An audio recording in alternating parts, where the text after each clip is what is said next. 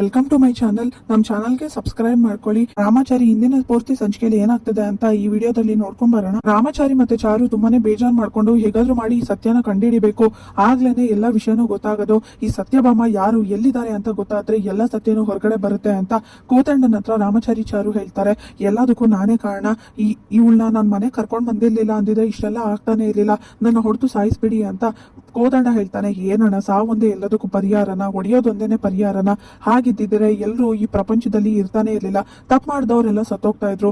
ಅದು ಅಲ್ಲದೆ ಇದ್ರಲ್ಲಿ ನಿಂದೇನು ತಪ್ಪಿಲ್ಲ, ನೀನು ನಂಬಿ ಮೋಸ ಹೋಗಿದ್ಯಾ. ಅವಳ ಬಣ್ಣ ಏನು ಅಂತ ಇಷ್ಟು ಬೇಗ ಆದ್ರೂ ಗೊತ್ತಾಯ್ತಲ್ಲ, ಅಷ್ಟೇ ಸಾಕು. ಆದ್ರೆ ಒಂದೊಂದ್ಸಲಿ ನೆನ್ಪು ಮಾಡ್ಕೊಂಡ್ರೆ ನನ್ನ ಜೀವನನೇ ಎಷ್ಟೋ ಚೆನ್ನಾಗಿತ್ತು ಮುಂಚೆ ಅಂತ ಅನ್ನಿಸ್ತಿದೆ. ಹೊಡಿ ಬಡಿ ಅಂತ ಇದ್ದೆ, ರೋಡಲ್ಲಿ ಇದ್ರು ಕೂಡ ಕಿಟ್ಟಿ ಅನ್ಸ್ಕೊಂಡು ಯಾರು ಏನು ಕೇಳ್ತಾ ಇರ್ಲಿಲ್ಲ ನನ್ನ. ಆದ್ರೆ ಈಗ ಮನೆ, ಜಂಜಾಟ, ನೆಮ್ಮದಿ ಎಲ್ಲಾನು ತುಂಬಾನೇ ಹಿಂಸೆ ಕೊಡ್ತಿದೆ ನನ್ಗೆ. ಯಾಕೆ ಈ ತರ ಆಗ್ತಿದೆ ಮನೆ ಒಂದು ಗೊತ್ತಾಗ್ತಿಲ್ಲ ಅಂತ ಕಿಟ್ಟಿ ಹೇಳ್ತಾನೆ. ಹೌದು, ನಿಜಾನೇ ಹೇಳ್ತಾ ಇದೆಯಾ. ಒಂದೊಂದ್ಸಲಿ ಯಾವ್ದು ಬೇಡ ಅಂತ ಅನ್ಸ್ಬಿಡುತ್ತೆ, ಆದ್ರೂ ಕೂಡ ಎಲ್ಲದನ್ನು ಅನ್ಭೋಗಿಸ್ತಾ ಅನ್ಸರ್ಸ್ಕೊಂಡು ಹೋಗ್ಬೇಕು ಅಂತ ರಾಮಾಚಾರಿ ಹೇಳ್ತಾನೆ. ಈಗ ಹೇಗ್ ಹುಡ್ಕೋದು ಅವ್ರನ್ನ, ಅದೇ ನಮ್ಗೆ ತಲೆನೋವು ಆಗಿರೋದು. ಅವ್ರು ಎಲ್ಲಿದ್ದಾರೆ, ಏನು ಹೇಗಿದ್ದಾರೆ ಒಂದು ನಮ್ಗೆ ಗೊತ್ತಿಲ್ವಲ್ಲ ಅಂತ ಚಾರು ಹೇಳ್ತಾಳೆ. ಅದನ್ನ ಹೇಗಾದ್ರೂ ಮಾಡಿ ಅವಳಿಂದಾನೇ ಬಾಯಿ ಬಿಡಿಸ್ಬೇಕು. ಹೆಸರು ಗೊತ್ತಿದೆ ಅಂದ್ರೆ ಅವಳಿಗೂ ಏನಾದ್ರು ವಿಷಯ ಗೊತ್ತಿರ್ಬೋದು, ನಾನು ಹೋಗಿ ಮಾತಾಡ್ಕೊಂಡ್ ಬರ್ತೀನಿ ಅಂತ ಕೋದಂಡ ಹೋಗ್ತಾನೆ. ಸತ್ಯಭಾಮ ಕೈ ಮಾಡಿರೋದ್ರಿಂದ ಮಗಳ ಮೇಲೆ ಕ್ಷಮೆ ಕೇಳ್ತಾರೆ. ಯಾಕಮ್ಮ, ಅವ್ರು ಎಲ್ಲಿದ್ದಾರೆ ಅಂತ ಹೇಳಿದ್ರೆ ನಾನು ತಿಳ್ಕೊಬೋದಲ್ವಾ. ನೀನು ಪ್ರತಿ ಕ್ಷಣ ಅಪ್ಪನ ಬಗ್ಗೆ ಒಳ್ಳೇದೇ ಮಾತಾಡಿದ್ಯಾ. ಯಾವಾಗ್ಲೂ ತಾಳ್ಮೆ ಶಾಂತಿಯಿಂದ ಇರೋ ನೀನ್ ಯಾಕೆ ಈ ತರ ಮಾತಾಡ್ತೀಯಾ.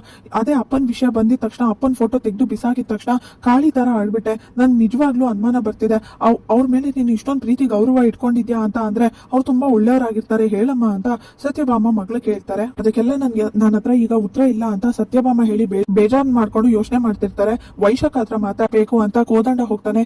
ಏನೇ ಯೋಚನೆ ಮಾಡ್ತಿದ್ಯಾ ಮನೆ ಹಾಳಿ, ನನಗೆ ಗೊತ್ತಿದೆ ಈಗ ಏನ್ ಮಾಡ್ಬೋದು, ಯಾವ ತರ ಪ್ಲಾನ್ ಮಾಡಿ ಈ ಮನೆನ ಹಾಳು ಮಾಡ್ಲಿ ಅಂತ ಯೋಚನೆ ಮಾಡ್ತಿದ್ಯಾ. ಇಲ್ಲಿಂದ ಯಾವಾಗ ಹೊರಗಡೆ ಹೋಗ್ತೀಯಾ ಅಂತ ಕೋದಂಡ ಕೇಳಿದಾಗ, ನಾನು ಯಾಕೆ ಹೋಗ್ಬೇಕು ಅಂತ ಕೋದಂಡನ ಹತ್ರ ವೈಶಾಖ ಕೇಳ್ತಾಳೆ. ಯಾಕಂದ್ರೆ ಈ ಮನೆಯಿಂದ ತೊಲಗ್ಬೇಕಲ್ವಾ ನೀನು, ಅದಕ್ಕೆ ಕೇಳ್ತಾ ಇದ್ದೀನಿ ಅಂತ ಕೋದಂಡ ಹೇಳಿದಾಗ, ನಾನ್ ಈ ಮನೆಯಿಂದ ಹೋಗೋದಿಲ್ಲ.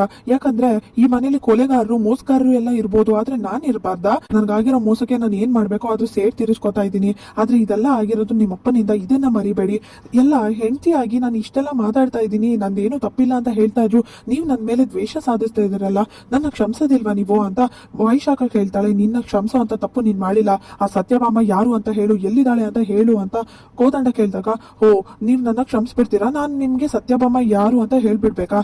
ಸತ್ಯಭಾಮ ಅಂದ್ರೇನೆ ಗೆಜ್ಜೆ, ಅವಳು ಅಂದ್ರೇನೆ ಅಷ್ಟು ಒಳ್ಳೆಯವಳು, ತಾಳ್ಮೆ, ಹಾಡು, ಸಂಗೀತ, ಸುಂದರವಾಗಿರುವಂತ ಹೆಣ್ಣು ಅಂತ ವೈಶಾಖ ಹೇಳ್ತಾಳೆ.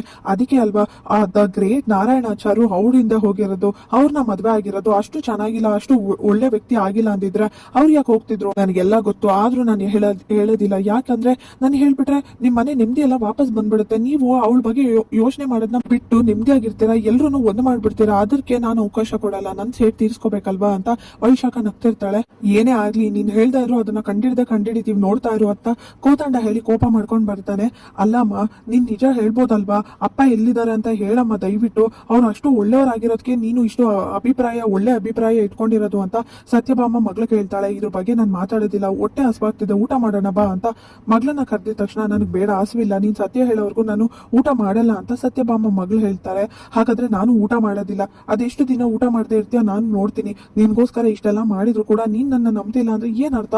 ನನ್ ಯಾವ್ದೋ ದೊಡ್ಡ ಕಾರಣ ಇಟ್ಕೊಂಡೆ ಇದನ್ನೆಲ್ಲ ಮಾಡ್ತಾ ಇದೀನಿ, ವಿಷಯನ ಮುಚ್ಚಿಟ್ಟಿದ್ದೀನಿ ಅಂತ ಅರ್ಥ ಮಾಡ್ಕೊಂಡು ನೀನು ಎಲ್ಲ ಗೊತ್ತಾಗುತ್ತೆ ಅಂತ ಸತ್ಯಭಾಮ ಹೇಳ್ತಾರೆ. ಕೋದಂಡ ಮನೆಯವ್ರ ಹತ್ರ ಹೇಳ್ತಾರೆ, ಈ ವಿಷಯ ಅವಳು ಗೊತ್ತಿದೆ, ಸತ್ಯಭಾಮ ಯಾರು ಅಂತ ಗೊತ್ತಿದೆ, ಆದ್ರೂ ಕೂಡ ಅವಳು ಬಾಯಿ ಬಿಡ್ತಿಲ್ಲ. ಈಗ ಹೇಗ್ ತಿಳ್ಕೊಳ್ಳೋದು ಅಂತ ಯೋಚನೆ ಮಾಡ್ಬೇಕಾದ್ರೆ ನಾವು ಮಕ್ಳು ಅಂತ ಅನ್ನಿಸ್ಕೊಂಡಿರ್ಬೋದು, ಆದ್ರೆ ಮುರಾರಿ ಪ್ರತಿ ಸಲ ಅಪ್ಪ ಹೊರಗಡೆ ಹೋದ್ರೆ ನಿನ್ ಜೊತೆ ಬರ್ತಾ ಇದ್ರು. ಆಗ ನಿನ್ನ ಬಿಟ್ಟು ಎಲ್ಲರೂ ಒಬ್ರೇ ಹೋಗಿದಾರ, ಯೋಚನೆ ಮಾಡು, ಸತ್ಯಭಾಮ ಅಂತ ಹೆಸರು ಹೇಳಿದಾರ ಯೋಚನೆ ಮಾಡು ಅಂತ ಹೇಳಿದಾಗ ನನ್ಗ ಆತರ ನೆನ್ಪು ಬರ್ತಿಲ್ಲ, ಯಾವ್ದು ಕೂಡ ಹೇಳಿಲ್ಲ ಅನ್ಸುತ್ತೆ. ಆದ್ರೆ ಪ್ರತಿ ಸಲಿನೂ ಪೋಸ್ಟ್ ಆಫೀಸ್ಗೆ ಒಬ್ರೇ ಹೋಗ್ತಿದ್ರು, ನಾನು ಬರ್ತೀನಿ ಅಂದ್ರೆ ಬೇಡ ಬೇರೆ ಕೆಲಸ ನೋಡ್ಕೊ ಅಂತ ಹೋಗ್ತಿದ್ರು.